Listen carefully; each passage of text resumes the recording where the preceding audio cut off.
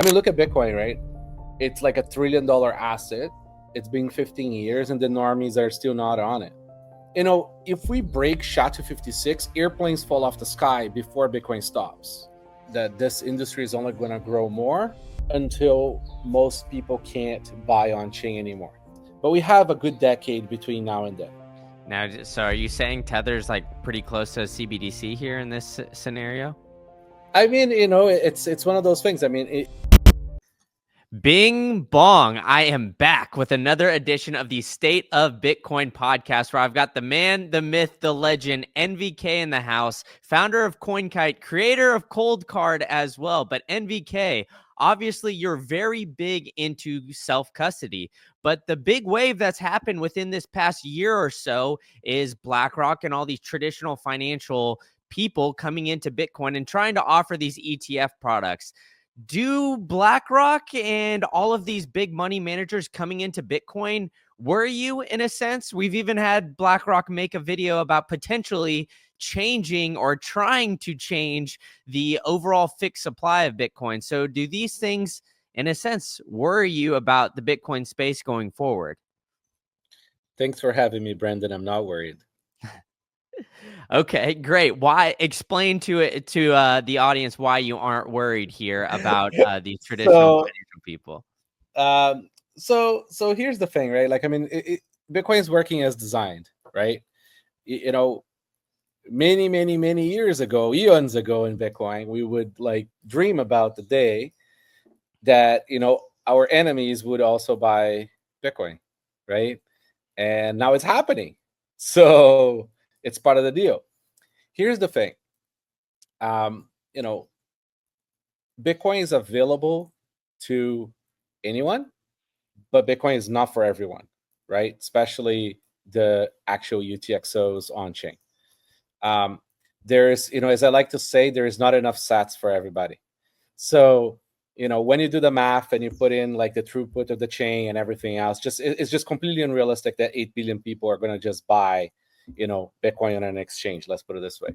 So, the ETFs, the MicroStrategies, all these proxies for coin, they kind of like function as a L2, right? They, like it's if you're doing Lightning without like non-custodial Lightning, it's not too far to say that essentially you just have an IOU in Bitcoin, right? So what happens right now is retail comes in, right, and they're buying these IOUs for a Bitcoin proxy, right? And that actually relieves a lot of on-chain pressure. So that makes transactions cheap on-chain, which is not a terrible thing because it gives us time to develop more L2s and other payment solutions. But these things are also not real Bitcoin, right? So like I want as many people as possible to buy Bitcoin, but realistically speaking, like it's not going to happen the way that we all utopically like. So I rather this sort of independent entities buy than countries buy. If I have to stack that on my personal preference, kind of thing. But like it's for anyone that cannot buy it. So if they're gonna buy it, great, they're gonna have it, and then people can buy. Hopefully, there are enough shareholders within BlackRock that they choose the right fork and don't have fun staying poor. With like MicroStrategy, unless like Saylor changes his mind. I mean, the guy's taking his Bitcoin to Valhalla, right? And we're gonna see a lot more of this, right? That's the reality. We're gonna see like like North Korea having a bunch of it. We're gonna have we're gonna see like communist places like New York maybe buys it, right? Like there is all kinds of people that will have it, and most of these large entities that have it, they will sell proxies to themselves, right? Like that be bonds, that be whatever it is. And that doesn't really affect the self custody at all. Like if anything, it makes cheaper, right, for us to buy the coins and stick them in self storage. And we doubled our company size last year. So like with competing with BlackRock and all these ETFs and shit, like people are still buying Bitcoin, storing them in cold cards. So like it's not like it's slowing down. Um, and we see more competitor products coming onto the market, so that it's also an indication there's more people coming to self custody. Tap Signer sold, like, I don't know, like 3-4 times more than the previous year, last year. So more people in self custody. I think people just need to stop worrying and go walk and smell the roses. Like that's what Bitcoin is for people to buy it. It's just going to be people you don't like.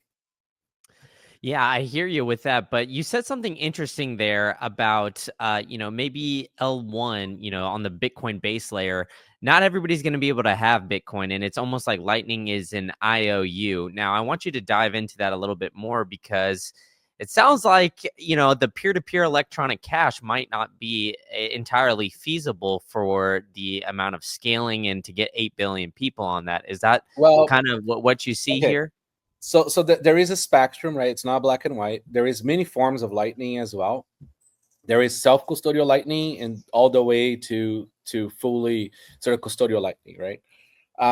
And like I think the extrapolation is like Lightning will support about 200 million people, kind of thing, 200 million entities. See, I think people like Lightning right now. It's cool to buy little things and feed chickens, but Lightning. So think about it like this. Okay, the L1 is like BIS, is how very large entities clear, or very large sort of transactions clear, right? Because it's full finality. L2, so Lightning, in any form of Lightning, it's not quite an IOU. The IOU is only if you have custodial Lightning, right? But Lightning is more how like wire transfers function, right? It's like people to people sending out like larger transactions in the future, not now. Right now, you can still feed chickens. Um, so and then where we're gonna have is L3s, right? That's where I think the bulk of human sort of population is gonna be.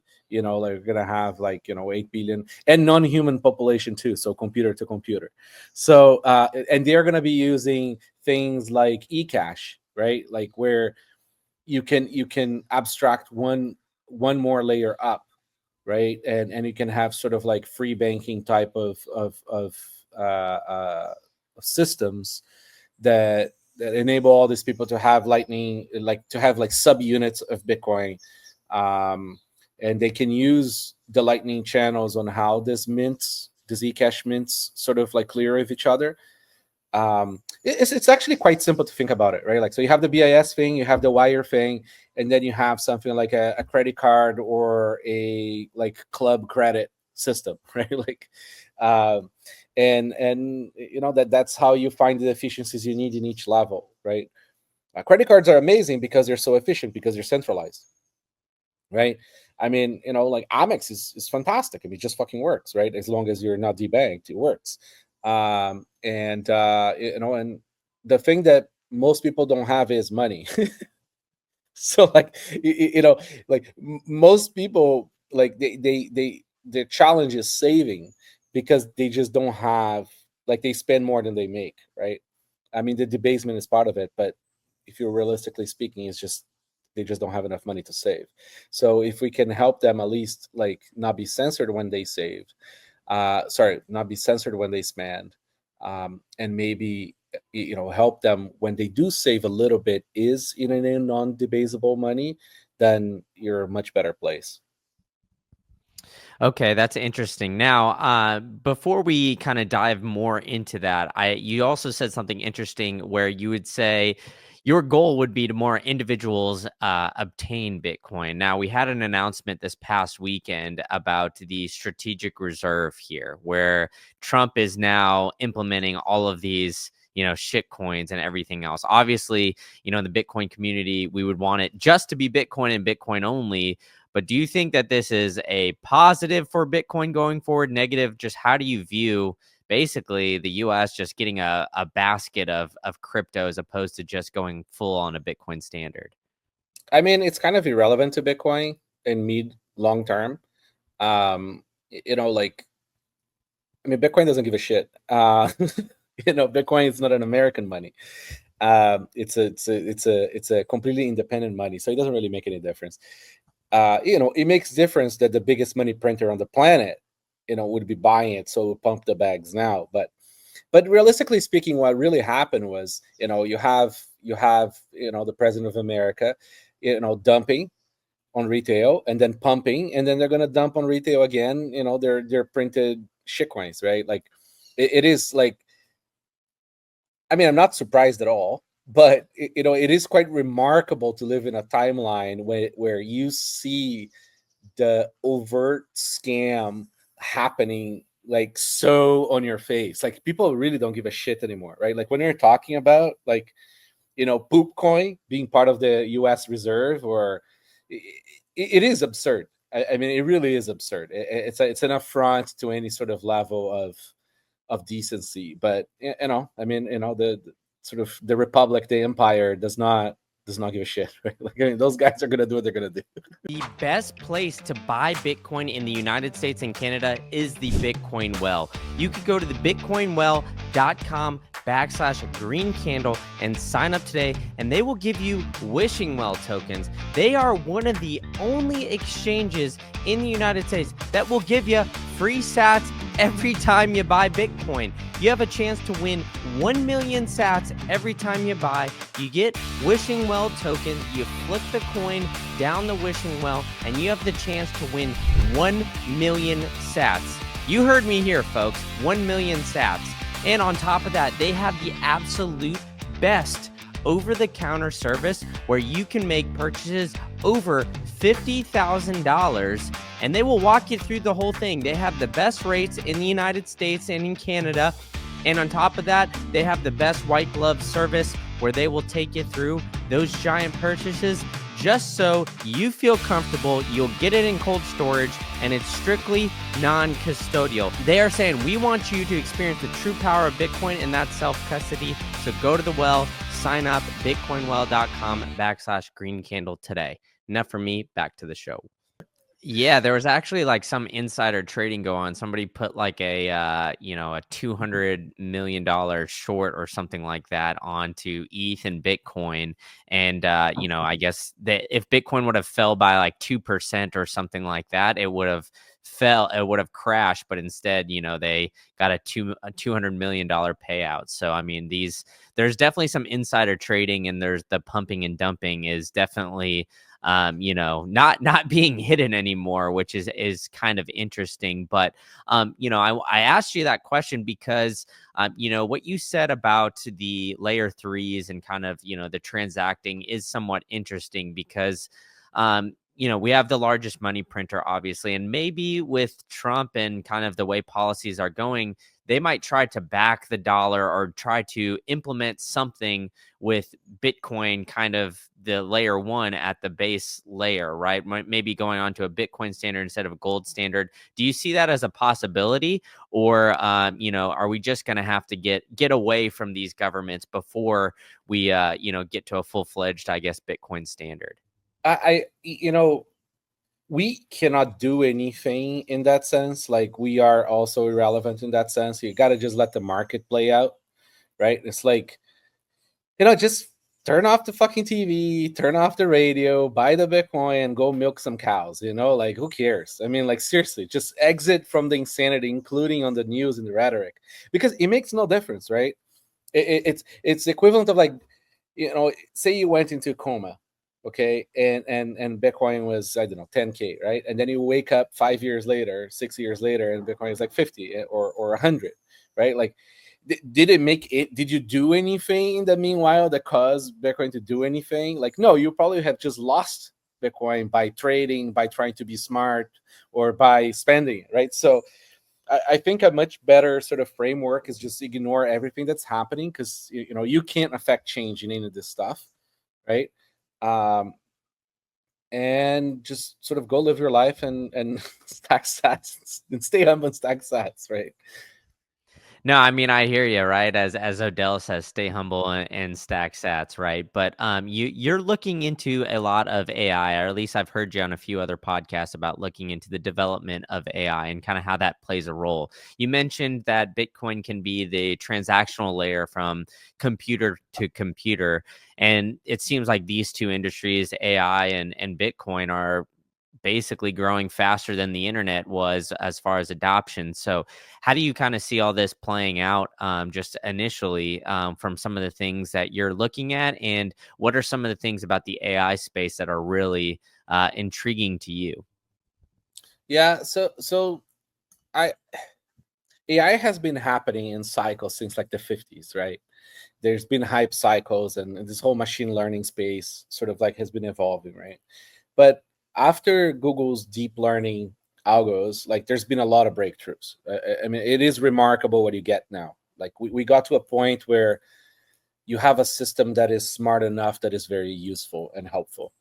Um, the tooling around is still sort of immature, but it's improving. So things connect without you having to talk to a chatbot, right? Like this whole chatbot thing has limits in terms of usability. But anyways, the point is, um, I don't know how much this audience sort of like looks into Nostr and what's happening on that space, but we have this thing called digital vending machines on Nostr, right? And it's essentially a protocol that lives inside Nostr for job requests, right? And this job request could be like pretty much anything, right? So now imagine if instead of having to ask a chatbot to sort of do something to you, you just clicked on a button. Say, for example, you press the button translate, right? And it's some obscure language or whatever. So the chat, or it's your preference, right? Like it goes out there, it translates the job for you, all paid in sats, right? Using Lightning, and then returns the result for you, right? And that could be research. That could be, for example, I don't know, let's say an account is bothering you on Nostr, right? And you want to know if that account is like a sock of somebody, right? You can probably do some analysis on that. Now imagine if these things are all sort of automated and part of the client, right? These things start to become part of your life because they're fully integrated into the tools that you use. And I think we're really going in that direction. That's why sort of like we have this playground, the data machine.ai. It's a little project that I have where we're playing with some of this stuff and trying to sort of see where we go. It's very early in this space, but I think it'd be naive to think that it's definitely not going that direction.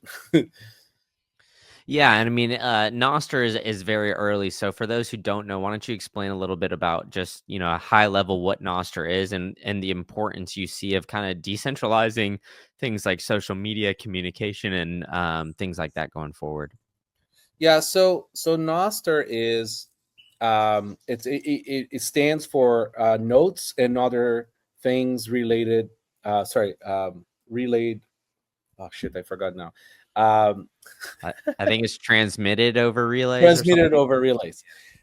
Um, and essentially, it's a very simple protocol for you to create signed messages, right? So that could be a tweet, that could be a longer post, that could be a like event, any kind of event, including content, but it's signed cryptographically by your keys, right? So it's similar to Bitcoin in that sense. You have keys, and then you sign them, and they go out there into the world, live in these relays. They're kind of like the servers that then relay to other clients.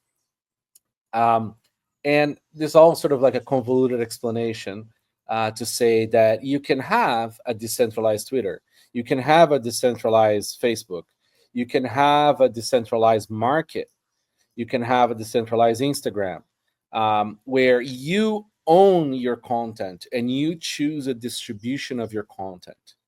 Um, and the people who are consuming that content chooses the algorithms that display that content to them. They choose where they take that content from. Um, it's it's kind of like you have full rights, just like Bitcoin. Same idea, right? Like you choose where your coin goes to. Nobody can stop that, right?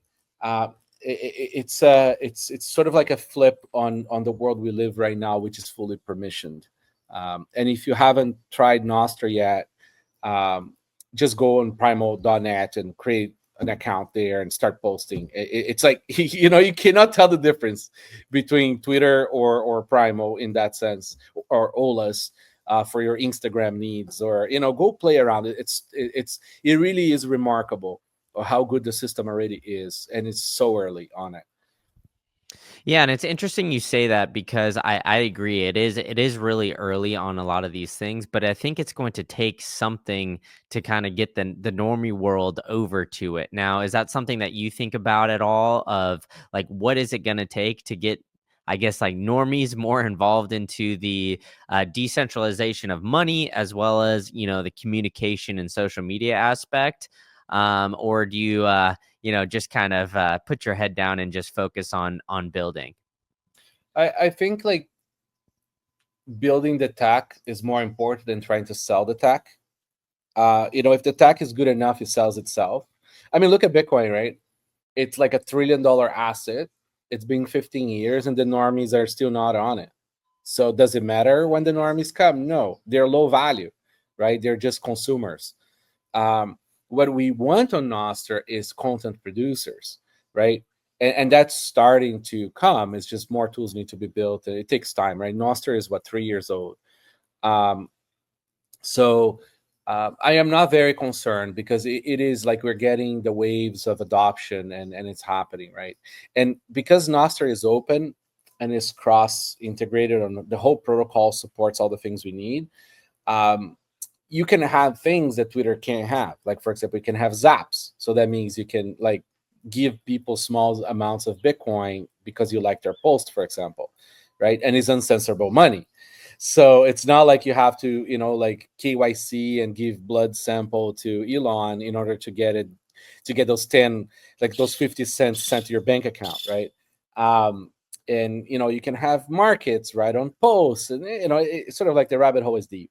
But the cool thing is we have all these usabilities just was not possible before in centralized systems, and people are starting to take advantage of it. There is like interesting creators already on Nostr, and that's sort of like, I think the main focus of adoption right now.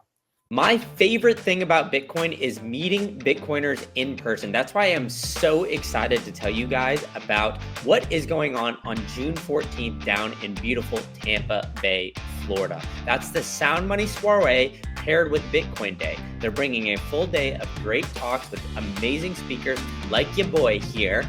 And we're topping it off with a black tie event just for you, and bring in that hot lady friend. We have Bitcoin cross 100K. We're all getting girlfriends, folks. So come on down to beautiful Tampa, Florida. And if you use the link below, you will get 10% off your entire order. Whether you want to go to just the black tie event or black tie event plus Bitcoin Day, you'll get 10% off using the links below. Also, if you're thinking about going to BitBlock Boom in April, if you're going to Vegas in May, or if you're thinking about going to Prague in June, use my promo code Green Candle for all of those. You'll get 10% off your entire order. And come bug me. I hope to see you guys very soon at one of these great in-person events. Enough from me, back to the show. Yeah, and I do think that there's some interesting creators. One of the interesting ones that I see posting on Nostr quite a bit is Jack Dorsey. Obviously, with his connection to Twitter, I think it's interesting just kind of how much he's embraced, Nostr and everything going forward with that. And maybe I'll ask a little conspiratorial thing here. Do you think it's just because he's had a peek behind the hood of potential social media and some of the negatives that come with having a full-fledged centralized social media, that this is why he's pushing for potential decentralized social media messaging in a sense? I think what happened here is that you have somebody who built a gigantic system, right, and lost control of that system because that system is centralized. So I think when you have a dynamic like that, if your interest is in advancing humanity and not just capturing all that value for yourself and making the world a worse place, the thing to do is to support open protocols, right? I mean, initially Twitter was an open protocol. You could connect to Twitter using any kind of clients you want, all the APIs and all that stuff, but it progressively became more closed down because advertisers. So I really think that I mean, I'm not him, but from the many conversations I've had, it comes from a place of just wanting the protocols to be open and above people's personal preferences. Yeah, I hear you with that, and I think that's going to be the wave in the future is going to see these open protocols. But with Nostr, Bitcoin, and everything else, what do you see as some of the pain points as far of like the development side of that, and what needs to be done to kind of, I guess, like further build these open protocols to help bring on these 8 billion people? I think I want to see more business people come in. Like I want to see people who just have the more sort of innate sort of the intuition towards building the things that people want to pay for. Um, business not as the dirty word, sort of like more. It's just like there is this whole category of people who just have this intuition on like oh, obviously these people all want to pay for this one little thing, so I should build that little thing, right? As opposed to engineers just sort of building things that they want to just see exist and don't necessarily have a market fit or a desire by users to use it. I think both are important, but I want to see more of the business people come in, and I think that is starting to happen. You start to see more polished clients and more interesting things that have this more natural product fit with users. It's more like a matter of time than anything you can force it. Yeah, let's dive into that a little bit more. So you mean like, I guess, solutions built on Nostr for, or like utilizing Bitcoin in businesses? Kind of like, I guess like Amazon is a good example where, Amazon originally just started as this online library where you could just buy books, and eventually created AWS because it was a need for the business. Now, are you kind of, I guess, like hinting towards something like that where it's not necessarily like an AWS, but kind of looking at these problems within a business and building them on an open protocol? Well, yes, a little bit of that would be great, but it's more like, for example, like somebody identifies that there is a need to share pictures of dogs, right? Like there's like a huge market of dog picture sharing or something, right? And then they make a client that's just designed for that. They clearly, it's so good that people want to pay for it, right? And it's fully integrated the rest of the open protocol. So that would be like sort of like an absurd little, but also very likely to happen kind of. It would be probably cats before dogs, but um, something like that. It's just sort of like identifying these needs and not being afraid of pursuing them, because maybe there's not a lot of interesting engineering challenges in that solution. So like pure high quality engineers may not be as interested in that, but somebody that's interested more in the market fit, the business of it, may pursue that. That's sort of like what I have in mind. Okay, that makes a little bit more sense. But I hope it would be dogs before cats. There, NVK. I'm more of a dog person myself, Same, but but the internet seems to be cats before dogs. So yeah, it's absolutely crazy. There's a lot of weird people on the internet, I guess. But you mentioned L3s a little bit earlier, so I want to dive into that because it seems like that is, I guess, the sense of what you see as like the future for the digital payments. Now, you mentioned Lightning has a lot of shortcomings. Can you kind of dive into that? What some of the shortcomings are for Lightning and what potential layer threes could fix from those issues? so Lightning is quite remarkable technology, right? Because essentially is they're trying to create a state system, like their state for the amounts and what they try to, and Bitcoin does not support that, right? Bitcoin does not have this kind of scripting as part of the layer one. So it's kind of like a very clever hack on top of Bitcoin. But that comes with some issues, right? Everything has trade-offs, and there's efficiency issues, but Lightning is also ultimately bound by Bitcoin's throughput per block, right? You can still only clear so much Lightning transactions when you have on-chain limits, and so Lightning essentially starts to bog down after you have so many transactions trying to clear at the same time on chain. And what Cashew, for example, which is a eCash system, does is it leverages Lightning to clear between mints. So you have your mint; it has much better privacy than Lightning or Bitcoin does, and is a bearer token, right? It's essentially just a cryptographic token that you give to somebody else, and then they have it. They melt it, and they get their own, but that's just technicalities. If you do a pay to key with Cashew, you also can do offline payments, which is really cool. So when you send a zap to somebody, send a little payment, they don't necessarily have to be online in order to receive it.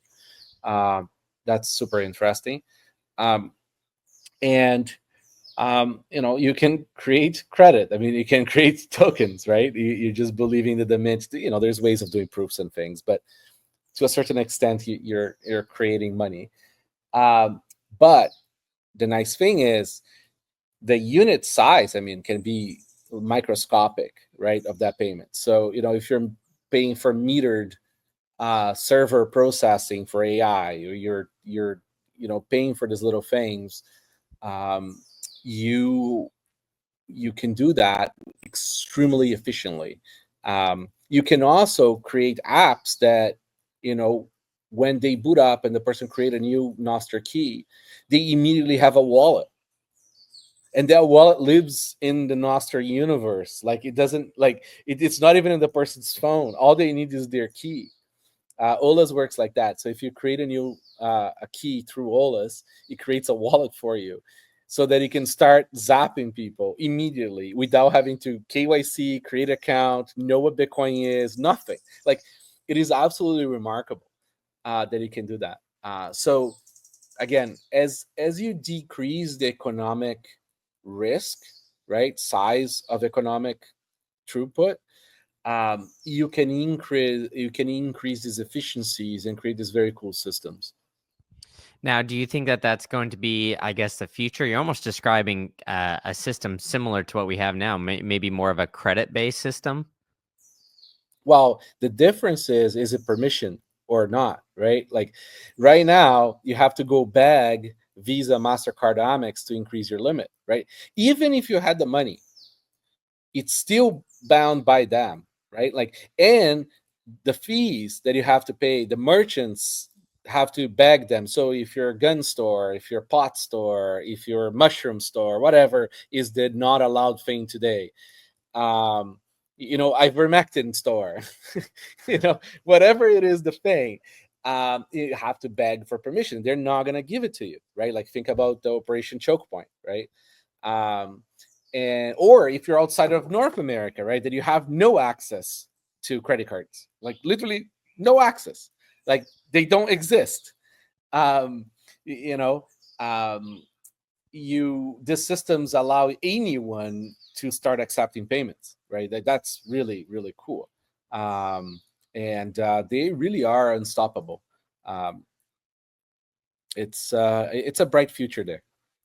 Okay, so you've discovered Bitcoin and are on the path to financial self-sovereignty. But simply holding Bitcoin is not enough. You need to make sure that it's scored properly and you are in 100% control over all your assets. So sharing your keys with third parties and taking on that counterparty risk is not the answer. The answer is pure and simple. It's uncompromising self-custody, and there's no better way to do it than the Bitcoin way. They've got over 25 years of cybersecurity experience, and their team of experts can help you properly self-custody your Bitcoin, secure your digital life, configure your privacy phones, and even establish a Plan B residency if you're looking to do so. So I'm gonna help you guys out here and give you a free consultation if you take the first step and visit thebitcoinway.com/green candle, and you can check out the boys at the Bitcoin Way and see how they can help you become self-sovereign.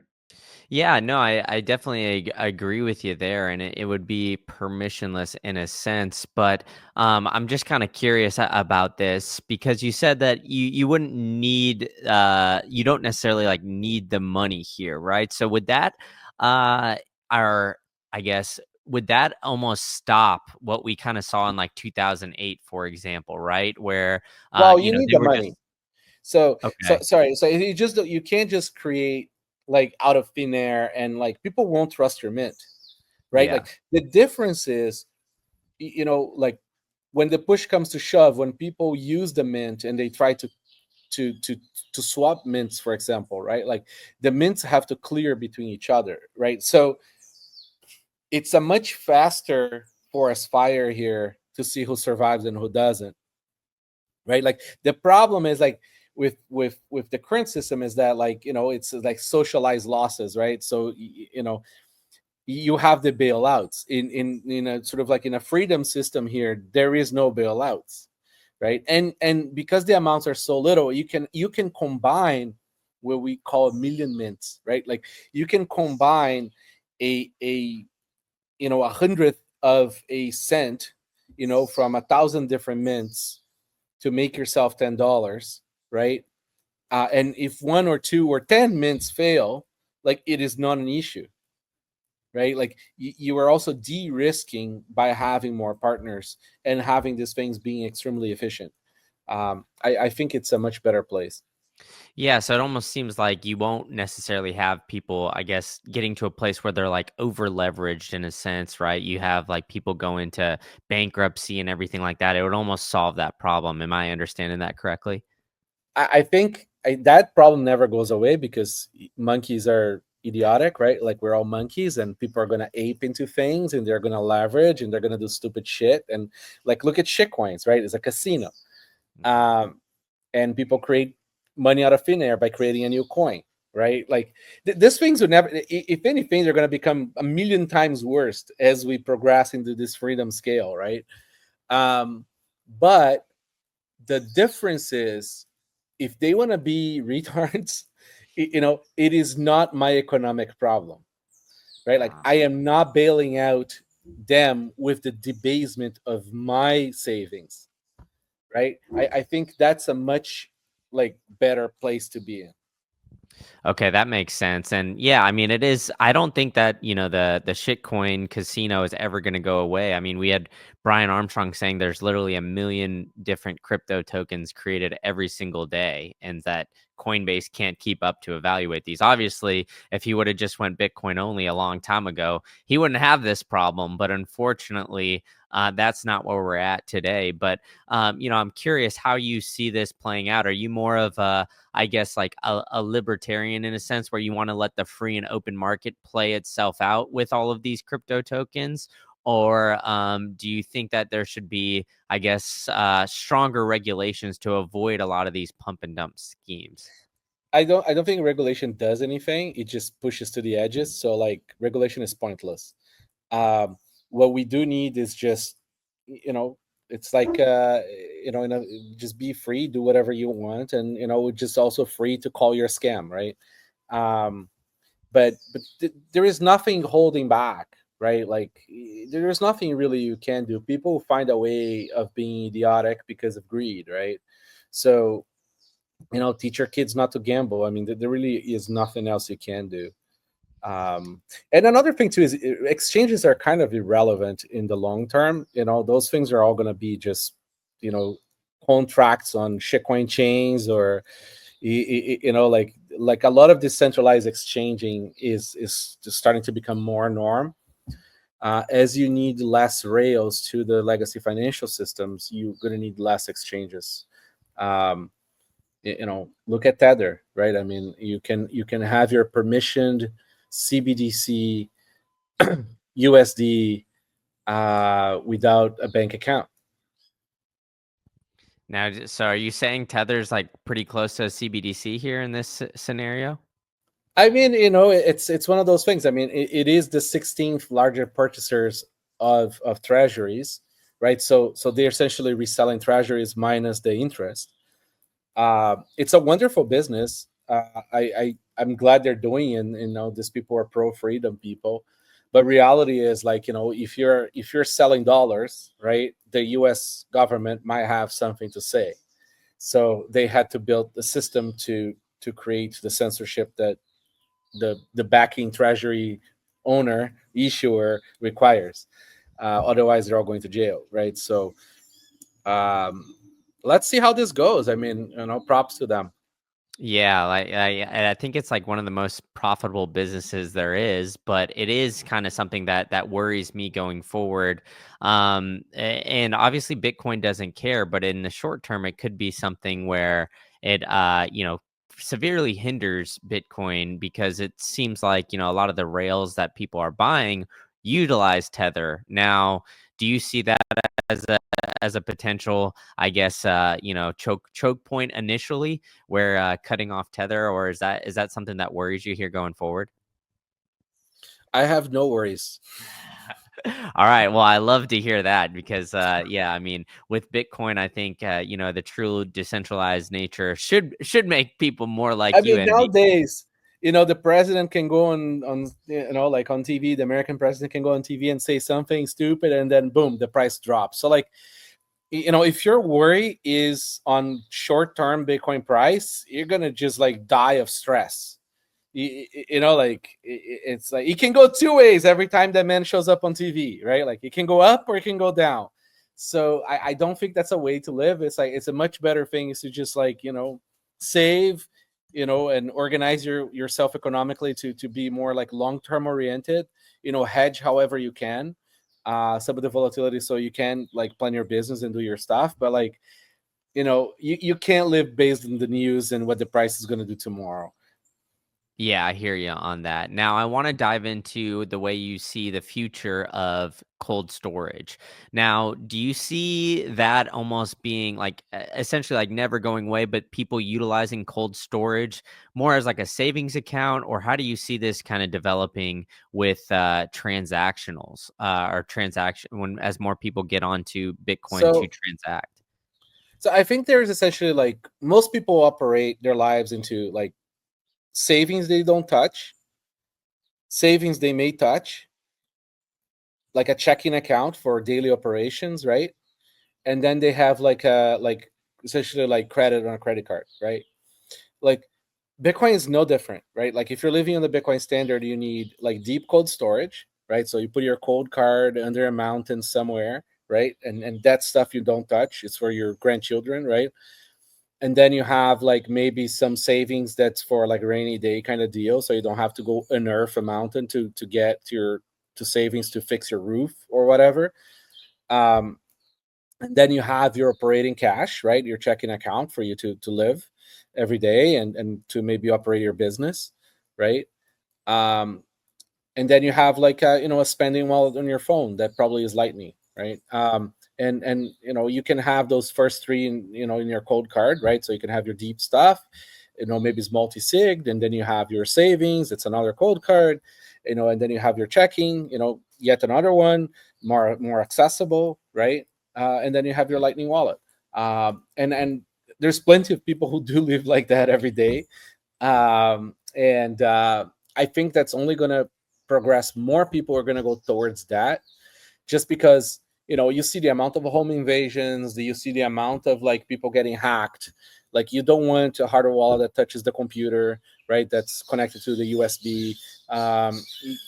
It's like the targeting of people with Bitcoin and crypto in general is just going to increase, right? Because it is uncensorable money. Even some of the shitcoins are, right?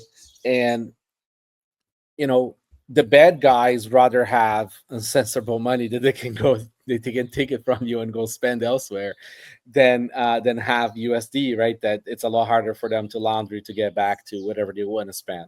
So um, I think that this industry is only going to grow more until most people can't buy on chain anymore, and then it starts to become just bigger entities. But we have a good decade between now and then. So, stack your sats, on a hardware wallet, put in your cold card, keep it cold, make sure you have metal backup. So if the house burns, you're fine. Just follow the basic advice. I created this website, it's bitcoinsecurity.org. Like, very basic advice there. It creates a little rabbit holes if you want to go in and sort of improve things further and get more complicated, but the basics are there. It should help you at least, like, exist without getting robbed too easily. Yeah, do you think that is gonna be, I guess, like more as Bitcoin kind of increases? Is that one of your fears here that we're gonna see? I guess like more scammers, more things kind of come about. I mean, we just saw what Bybit get hacked or something like that. They lost a bunch of ETH and then they converted it over to Bitcoin. So is that I guess, like, there's always FUD around Bitcoin. Part of it is it's used for by criminals. So it seems like that kind of growing industry is not going to help. Yeah, Bitcoin is dark money, right? It's the money that the government can't see.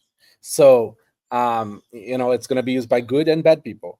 The reality is, yes, these things are only going to grow. You're only going to have more people using Bitcoin for things you don't want, or taking Bitcoin from people, because it's such good money.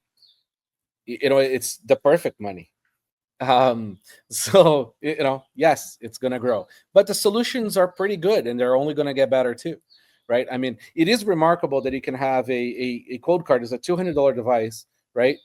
And it gives you like an insane amount of security. Like, you'd have to work for a high security facility, inside the Pentagon to have the level of security, right?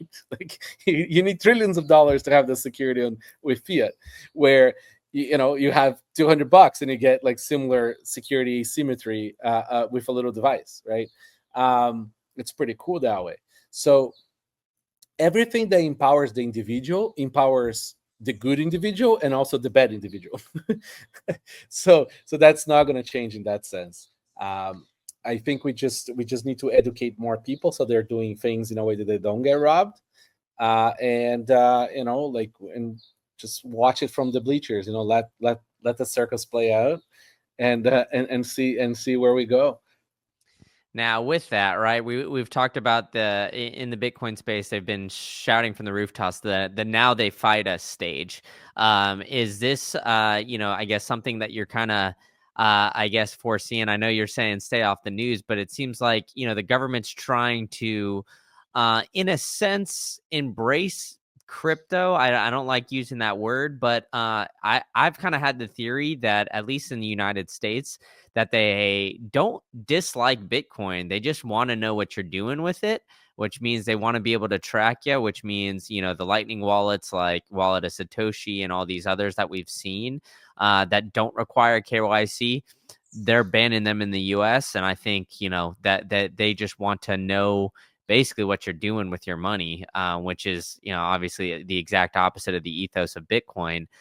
So do you see it kind of in a similar sense from, owning a business and kind of seeing, working in the Bitcoin space, like how the governments and potential regulators are coming at you?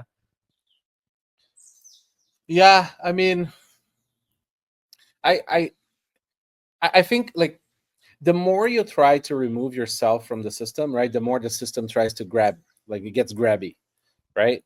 Um, and it's a losing proposition for them. Like, there really is not much they can do, um, mostly because of flag theory, right? So, like, as long as America has enough enemies that hold Bitcoin as well, and people who are individually Bitcoin holders, um, we're fine. Um, Again, it's one of those things. Is like, it really does not worry me. um, I think people are just like jaded, right, when it comes to money, because it's been such an uphill battle. But I think that sentiment is from being jaded, and so they sort of. I mean, everything is happening the way that it was designed, right? That's why my handle on social media is deterministic optimism. Um, it really is like, I'm a skeptically optimist at heart, right? Like, I feel like I look at things like, how is it going to break, but I know it's going to work. So I really can't see anything right now that worries me. Like, there's all kinds of FUD, right? There used to be the FUD. Oh, what if the internet breaks? Well, I mean, I sent a transaction on ham radio, right? So like, just look, shut up, right? Like, we can do this. It's all about just like addressing the edge cases on the FUD, but edge cases are not part of normal life. So if we address those, people become a little bit less pessimistic, but they can't help themselves, right? People are jaded, people are tired, people have too much stress in their lives, right?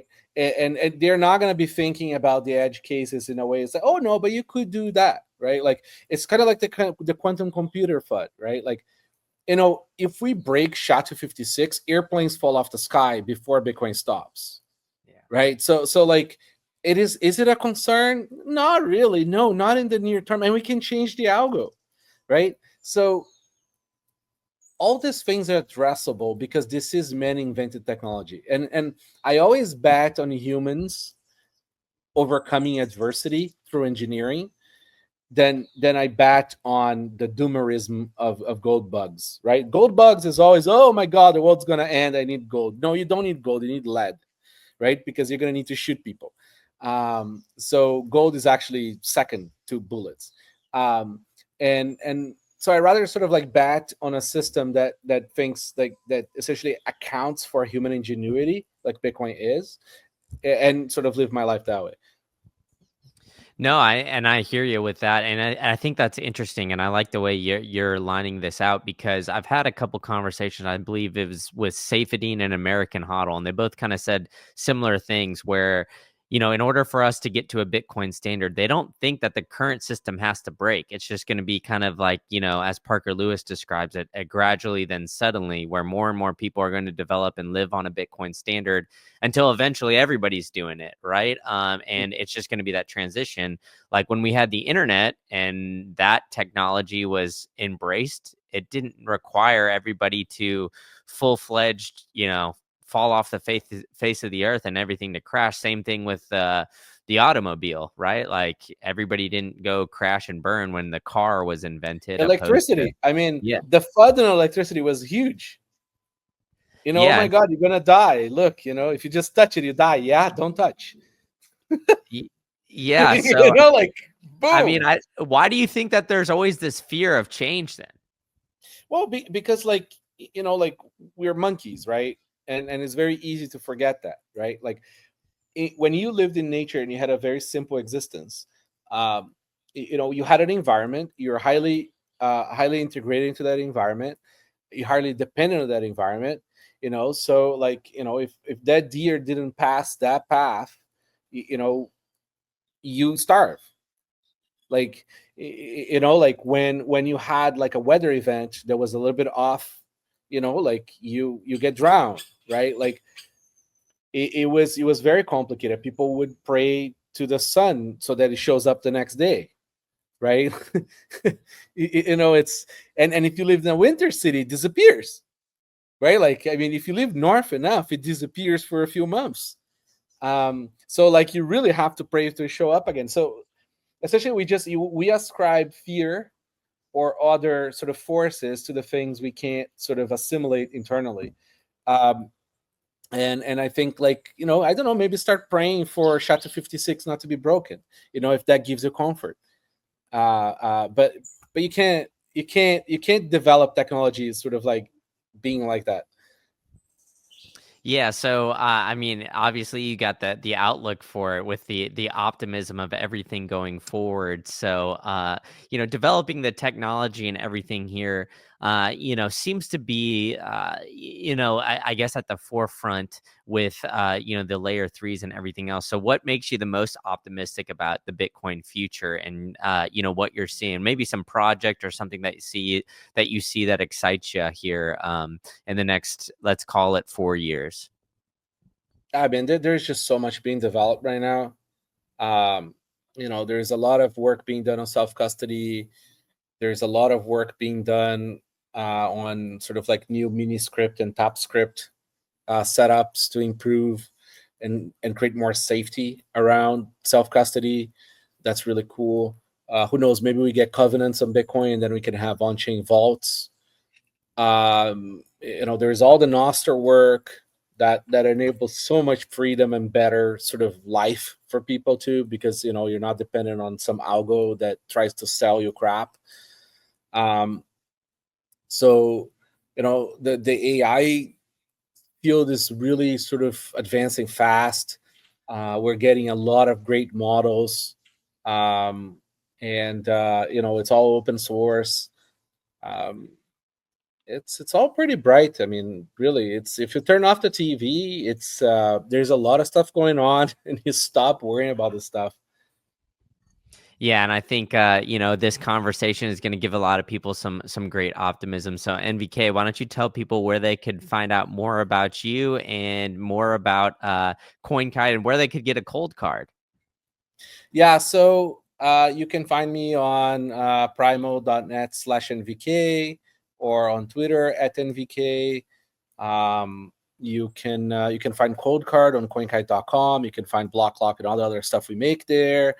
If you want to mess around with some cool AI stuff, check out datamachine.ai. I mean, I have a million projects out there. I'm sure you can find it. And this is great. Yeah, thank you so much for coming on. I'll put all that in the show notes, so everybody go check out NVK and the great work that he does. And make sure you smash the like, subscribe button, and give it a 5-star rating wherever you're listening to this. And NVK, thanks so much, man. Thanks for having me, Brendan. Thank you for tuning in to the latest episode of the State of Bitcoin podcast. If you really enjoyed this one, I've got another one cooking up for you. You can click that right here and you can go to the next episode, which is an absolute banger where I'm bringing you only the latest and greatest guests. Or if you're looking for more macro related content, you could check out my other channel, Macro Insights Pod. I got it linked for you right here. So where I'm bringing you more about stocks, real estate, traditional finance stuff. So go ahead and check that out. And if you enjoyed this podcast, go ahead and hit that like, hit that subscribe button, and tell a friend to tell a friend. All right, enough from me. I'll see you at the next one.